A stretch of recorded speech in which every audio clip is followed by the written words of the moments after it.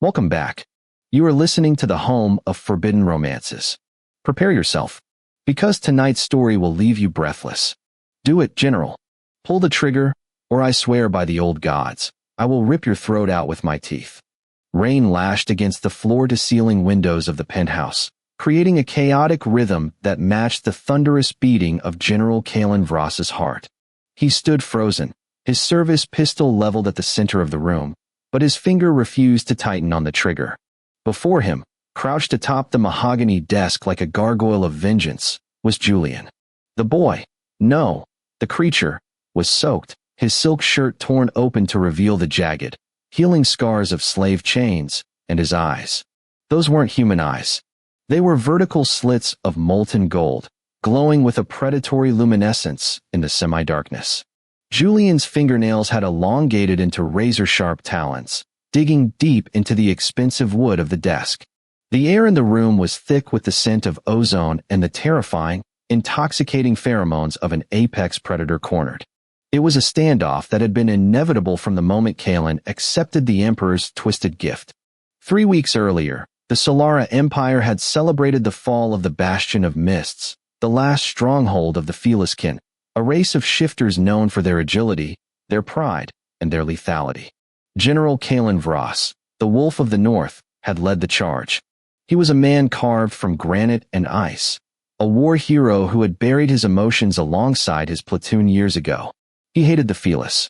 They were deceitful, arrogant, and responsible for the scar that ran from his left temple to his jaw. So, when Emperor Thorn summoned him to the dais during the Victory Gala, Kalen expected a medal. Instead, he received a heavy, iron-barred crate. A pet for the wolf, Thorn had sneered, his voice dripping with malice disguised as generosity. The crown prince of the Felis. Tame him, Vross. Break him. Or kill him.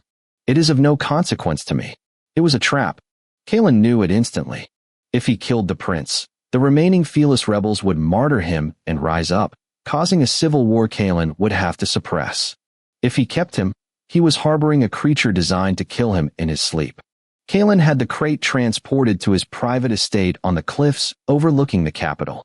When he pried the bars open, he didn't find a monster. He found Julian.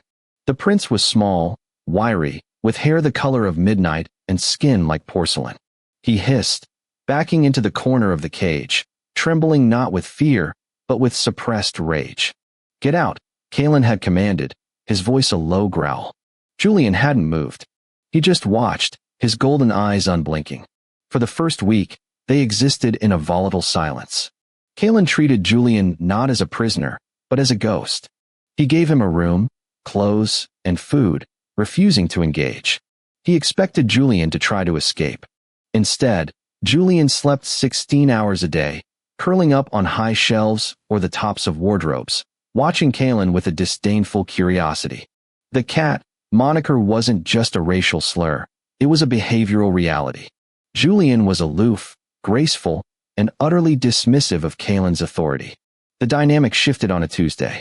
Kalen returned home from the ministry, smelling of stress and stale tobacco, to find his study in shambles. Papers were scattered, a vase shattered.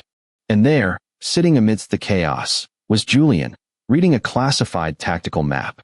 "You have a leak in your southern perimeter," Julian said, not looking up. His voice was melodic, raspy from disuse. Kalen stormed forward, grabbing Julian by the collar and slamming him against the bookshelf.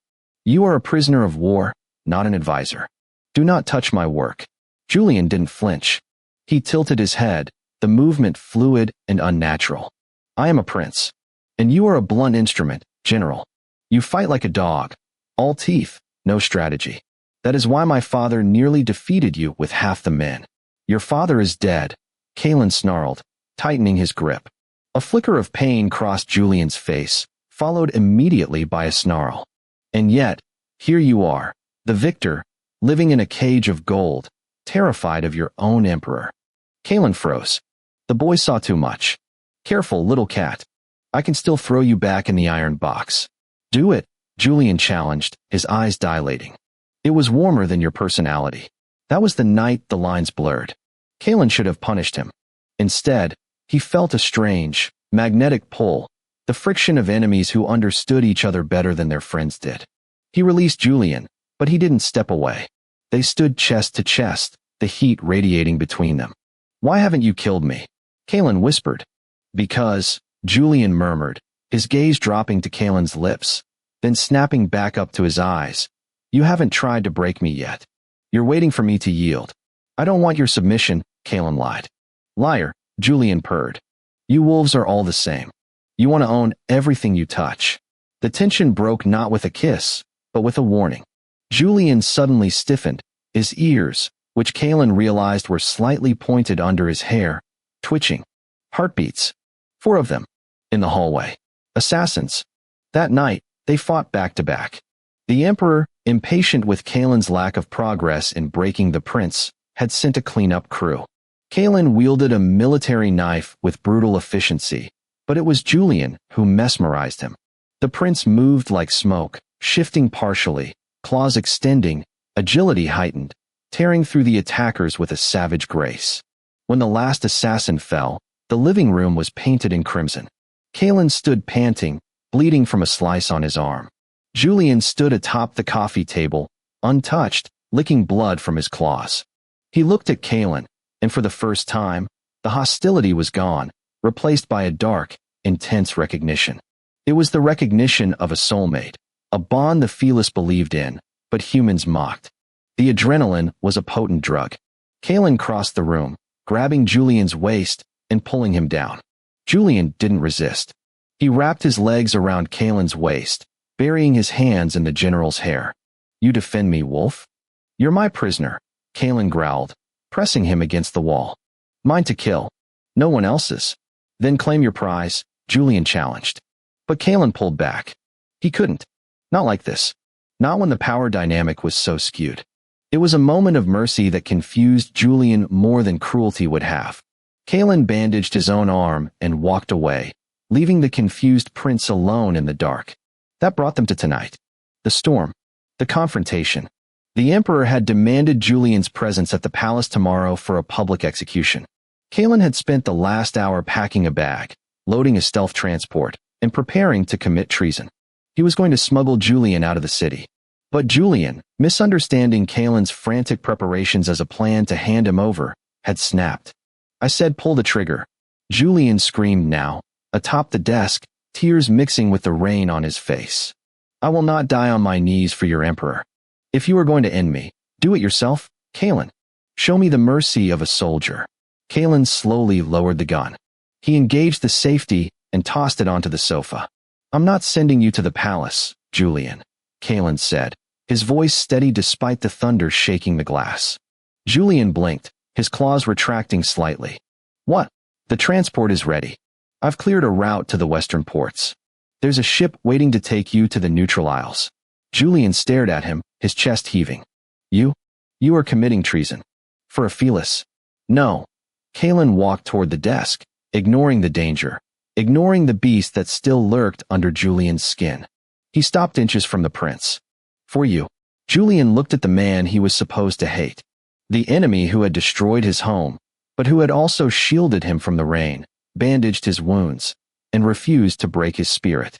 The bond flared in his chest, burning, undeniable. "Why?" Julian whispered, his voice trembling. "Because," Kalen reached out, his rough thumb brushing a tear from Julian's cheek. "I've spent my whole life being a dog for the Empire. I think it's time I learned how to be free. And you look at me like I'm a man, not a weapon." Julian let out a broken sob and launched himself off the desk, not to attack, but to collide with Kalen. Kalen caught him, the impact driving the air from his lungs. Julian buried his face in Kalen's neck, inhaling his scent, marking him. "You stupid wolf," Julian murmured against his skin. "If you save me, I belong to you. That is the law of the felis. A life for a life." Kalen tightened his arms around the slender frame. "I don't want to own you, Julian." Julian pulled back, his golden eyes searching Kalen's gray ones. The storm outside raged, but in the circle of their embrace, the world was quiet. "Then be my partner. Run with me. If we leave tonight, we are both hunted. We are both enemies of the state." "I know," Kalen said, a grim smile touching his lips. I've been looking for a reason to burn my bridges. Julian leaned in, his lips brushing Kalen's, soft and tentative. Then let us burn them together.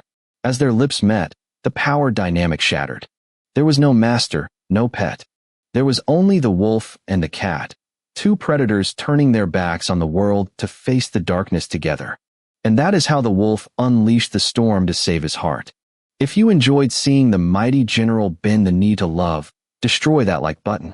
And tell me in the comments, would you betray your country to save the one person who was born to be your enemy? I'll be reading your answers. Subscribe for the next chapter. Until then,